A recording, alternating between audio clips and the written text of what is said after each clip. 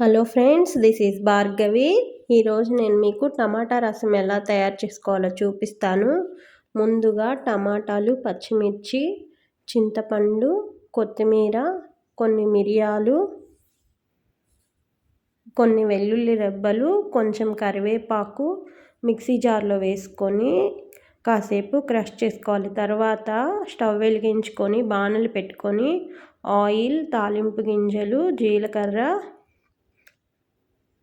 ఎండుమిర్చి, వెల్లుల్లి రెబ్బలు వేసి ఫ్రై చేసుకోవాలి. అవి ఫ్రై అయిన తర్వాత ఆనియన్స్ వేసి బ్రౌన్ కలర్ వచ్చే వరకు ఫ్రై చేసుకోవాలి. తర్వాత కరివేపాకు వేసుకొని ఫ్రై చేసుకోవాలి.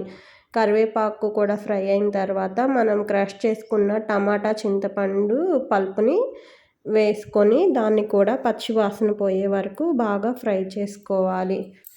పచ్చివాసన పోయిన తర్వాత మనం కొంచెం పసుపు, తగినంత కారం, రసం పౌడర్ వేసుకోవాలి. ఈ రసం పొడిని నేను ఇంట్లోనే ప్రిపేర్ చేసుకున్నాను.